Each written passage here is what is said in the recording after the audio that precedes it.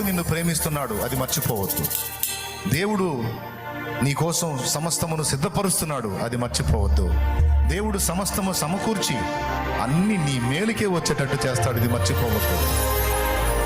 దీన్ని గుర్తించిన వారు చావాలనుకోరు, బ్రతుకు మీద విరక్తి పుడుతుందనే డైలాగు వాడరు. నా తండ్రి ఏది చేసినా అది నా మేలుకే వచ్చింది, నా మంచికే వచ్చింది. నా తండ్రి నాకు అన్యాయం చేయడు, ఎందుకంటే ఆయన అన్యాయస్తుడు కాడు, ఆయన నన్ను ప్రేమిస్తున్నాడు. కాబట్టి నా దేవుడు చేసే కార్యం కోసం నేను బ్రతికి ఉంటాను, ఎదురు చూస్తాను, దాన్ని సాధించుకుంటాను. ఎన్ని అవమానాలైనా, ఎన్ని నిందలైనా, ఎంత చేదైనా నేను భరిస్తాను. ఆయన ప్రేమ ఏంటో నాకు రుచి చూపిస్తానన్నాడు కనుక ఎంతవరకు చూపిస్తాడో, ఈ ప్రాణం ఉన్నంత వరకు నేను ఆయన కొరకు కనిపెట్టుకుంటాను.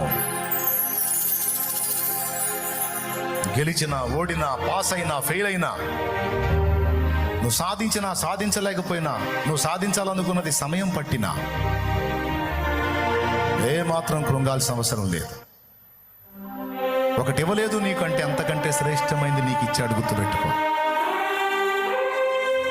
నేను మంచిగా బాగా చదివి మంచి ఉద్యోగం సంపాదించకుండా నాకు ఈ జీవితం ఎందుకు ఇచ్చావు అని నేను అడుగుతాను.